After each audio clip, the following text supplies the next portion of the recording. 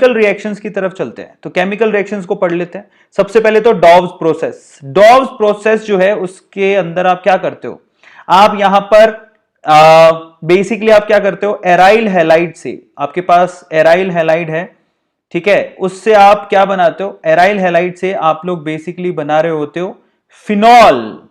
तो डॉव्स प्रोसेस में aryl halide से फिनॉल बनाया जाता है, ठीक है। सो this is again very much important. Aryl halide से फिनॉल बनाने का तरीका जो होता है बेसिकली उसे बोलता है डॉव्स प्रोसेस। पर अब ये सवाल है कि एराइल हैलाइड से क्या यूज करेंगे कि यहां पर आपके पास डॉव्स प्रोसेस में आपके पास फिनॉल बन जाए। तो in that case what you have to do, again आपको क्या लेना है, एराइल हैलाइड में आपने मान लो क्लोरोबेंजीन ले लिया, आप लोग ब्रोमोबेंजीन भी आपने, इसके लिए कुछ नहीं, आपको NaOH का इस्तेमाल करना है, यानी कि सोडियम हाइड्रोक्साइड का इस्तेमाल करना है। टेम्परेचर आपके पास 623 केल्विन और 300 ATM प्रेशर होगा। इससे सबसे पहले क्या होगा जरा आप समझो, यहां पर ये जो हाइड्रोजन है, ठीक है, ये क्या करेगा, इस क्लोरीन को यहां से सब्स्टिट्यूट करे, मतलब HCl की फॉर्म में बाहर निकलेगा। ये जो ONA है बेसिकली वो जुड़ जाएगा इस कार्बन के साथ में। समझ में आ गया? तो ये हाइड्रोजन क्लोरीन को ले जाएगा, ONA यहां पर जुड़ जाएगा, यानी कि सोडियम फिनॉक्साइड बन जाएगा। अब आपको कुछ नहीं करना, इस सोडियम फिनॉक्साइड की रिएक्शन आपको किससे करवानी है, डिल्यूटेड HCl से करवानी है, ठीक है। तो यहां से जो क्लोरीन है वो सोडियम को बाहर निकाल देगा और यहां से आपका फिनॉल तैयार हो जाएगा, फिनॉल आपका प्रिपेयर हो जाएगा। सो this is how you can prepare, ये आपका फिनॉल तैयार हो जाएगा, ठीक है। इसको डॉव्स प्रोसेस कहते हैं। इसमें आप डॉव्स प्रोसेस में किसको इस्तेमाल करते हो, सोडियम हाइड्रोक्साइड को इस्तेमाल करते हो पहले, ठीक है, और फिर आप लोग डिल्यूटेड HCl को इस्तेमाल करते हो जिससे आप लोग फिनॉल बना सकते हो। इसके अलावा है हेलोजिनेशन रिएक्शन। हेलोजिनेशन रिएक्शन का क्या मतलब है तो मैं आपको थोड़ा सा समझाता हूं। जरा आप एक बात को समझिए कि आपके पास जो यहां पर हेलोबेंजीन है, यानी कि आपके पास यहां पर एराइल हैलाइड जो होता है उसमें ऊपर जो हेलोजन लगा हुआ है, बेसिकली आपको खुद को पता है कि ये क्या करता है, ये जो हेलोजन है बेसिकली वो प्लस आर इफेक्ट दिखाता है। प्लस आर का मतलब ये इलेक्ट्रॉन्स को रिंग की तरफ फेंकेगा जब ये रेजोनेंस दिखाएगा, ठीक है।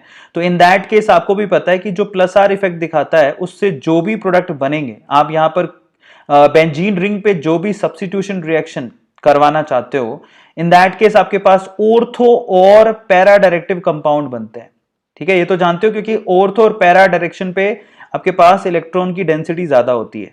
तो इसके रिस्पेक्ट में ऑर्थो पोजीशन पे आके आपके पास जो भी इलेक्ट्रोफाइल होएगा वो जुड़ेगा। समझ में आ गया? ऑर्थो पोजीशन पे जुड़ेगा। इलेक्ट्रोफाइल कौन होता है, जिसको इलेक्ट्रॉन्स की जरूरत होती है। तो ये इलेक्ट्रोफाइल है जिसको इलेक्ट्रॉन्स की जरूरत है। तो ये बेंजीन रिंग पे जहां पर इलेक्ट्रॉन एक्सिस में होंगे, ज्यादा होंगे, तो आपके पास अगर एक ऐसा ग्रुप लगा हुआ है जो कि प्लस आर इफेक्ट दिखा रहा है, तो ऑर्थो पोजीशन वाले पॉइंट पर डेंसिटी इलेक्ट्रॉन की ज्यादा होती है और पैरा पोजीशन वाले पॉइंट पर इलेक्ट्रॉन की डेंसिटी ज्यादा होती है। Are you getting my point?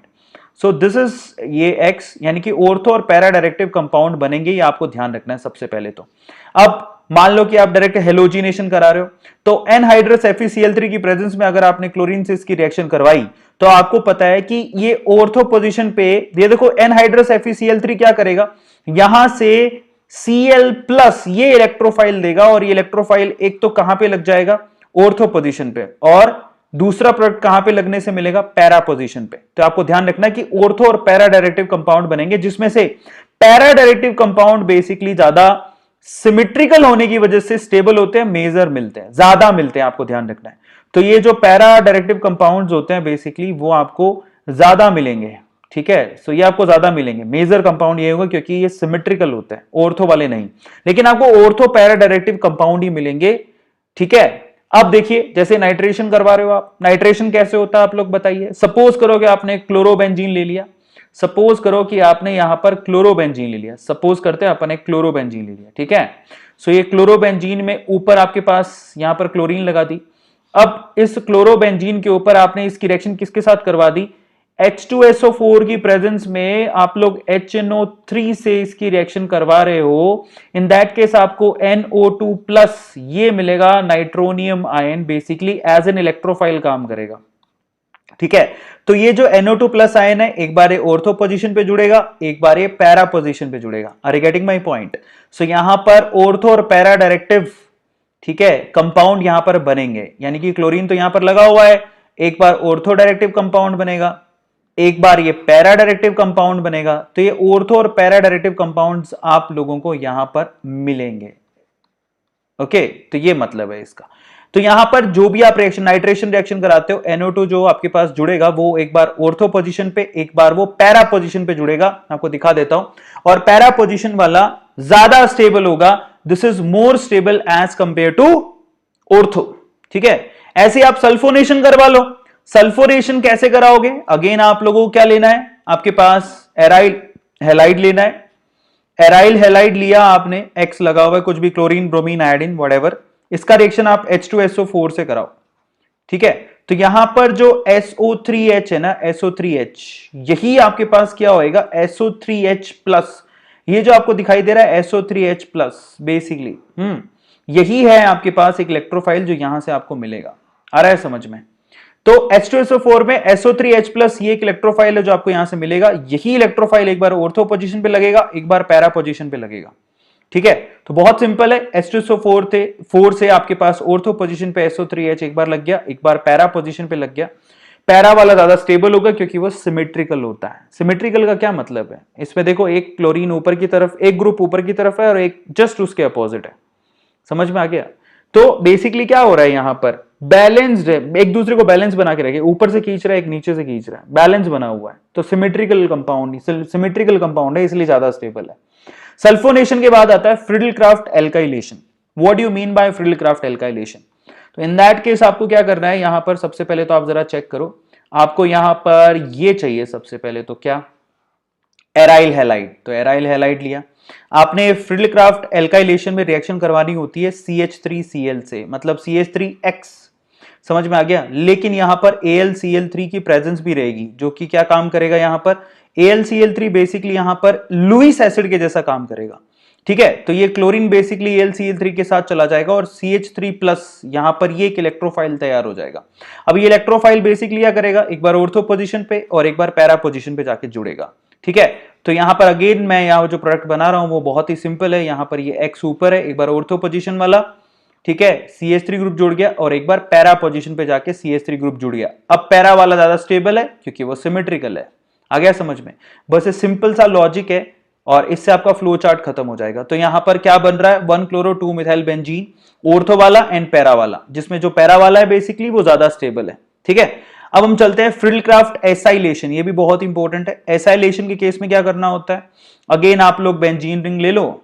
ठीक है, और बेंजीन रिंग पे आपको क्या करना है, बेसिकली X लगा दिया, ये हो गया एराइल हैलाइड। अब इसका रिएक्शन आपको किससे करवाना है, इसका रिएक्शन आपको करवाना है एसाइलेशन के केस में CH3CO। ठीक है, एंड देन यहां पर क्या होना चाहिए, यहां पर कुछ भी हो सकता है, CH3COX ले लो।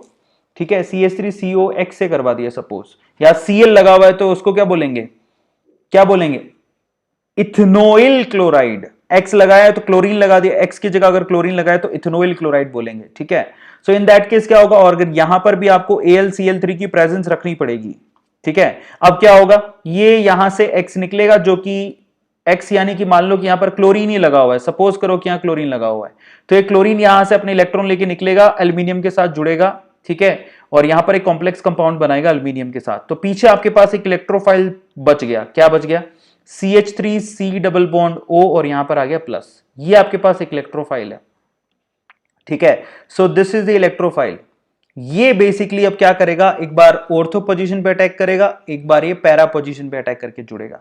तो यहां पर आपके पास क्या प्रोडक्ट बन रहा है, जरा आप खुद ही देख लो, NHydroCl-Cl3 है, क्लोरीन यहां से अपने इलेक्ट्रॉन लेके बाहर निकला, किसको डोनेट करने के लिए, एल्यूमिनियम को, क्योंकि ये लुईस एसिड है, इसको इलेक्ट्रॉन की जरूरत है।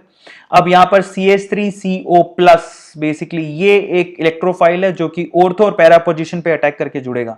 तो देखो ये CH3CO वाली जो यूनिट है वो एक बार ऑर्थो पोजीशन पे जुड़ी है, एक बार ये पैरा पोजीशन पे जुड़ी है। पैरा पोजीशन वाली ज्यादा स्टेबल है, जरा आप ध्यान से चेक कर लो। सो पैरा पोजीशन वाली मोर स्टेबल, ज्यादा स्टेबल है ड्यू टू सिमेट्री, सिमेट्री की वजह से वो ज्यादा स्टेबल है। Are you getting my point? तो ये मतलब निकलता है। ठीक है, सो इसको बोलते हैं फ्रिडल-क्राफ्ट एसाइलेशन। ठीक है, एसाइलेशन बोलेंगे। फिर आता है वुड्स-फिटिग रिएक्शन।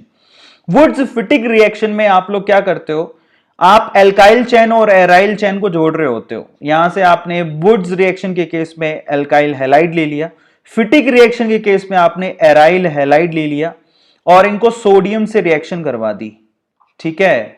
सो यहां पर ये NaX बाहर निकलेगा और एल्काइल और एराइल चैन आपस में जुड़ जाएंगी। बहुत आसान है वुड्स फिटिक रिएक्शन। जैसे आप मान लो यहां पर एराइल हैलाइड लिया, सोडियम लिया और यहां एल्काइल हैलाइड लिया, ड्राई ईथर की प्रेजेंस आपको रखनी पड़ेगी। यहां से ये X और ये सोडियम और ये X ये सब गायब हो जाएगा, समझ में आता है, और ये बेंजीन रिंग एक्चुअली R के साथ जुड़ जाएगी। तो ये है ओवरऑल आपके पास क्या बन गया, यहां पर आप खुद ही चेक कर लो। Is this clear? अगर आप मान लो कि R की जगह CH3 लिखा होता, CH3X होता, तो इन दैट केस आपके पास टोल्यूइन बन जाती। इसको वुड्स फिटिक रिएक्शन बोलते हैं। एक होता है फिटिक रिएक्शन जिसमें आपको यहां पर बेंजीन रिंग दो एराइल हैलाइड की चैन लेनी होती है फिटिक रिएक्शन में। और अगेन ये दो, जैसे आपको मैं सिंपली तरीके से समझाऊं तो मतलब इसका ये है, दो आपने क्या लिया, एराइल हैलाइड कंपाउंड लिए। मान लो आपने बेंजीन रिंग और X और फिर आपने बेंजीन रिंग और X, ठीक है, ये आपने लिए। Is this clear? अब आपको क्या करना है, बेसिकली इसी की रिएक्शन आपको सोडियम के साथ करवानी है। समझ में आ गया? दो आपके पास कंपाउंड्स हैं, सोडियम से रिएक्शन करवाया, दो सोडियम से, तो दो सोडियम क्या करेगा, दो X को यहां से निकाल देगा और दोनों चैन आपस में जुड़ जाएंगी। तो बेसिकली यहाँ पे दोनों जो आपके पास बेंजीन रिंग्स हैं वो आपस में जुड़ गई। सो ये ओवरऑल यहाँ पर फिटिक रिएक्शन कहलाता है। फिटिक रिएक्शन में बेसिकली क्या होता है, दो बेंजीन रिंग्स आपस में जुड़ जाती हैं, ठीक है, इसको डाइफिनाइल कहते हैं।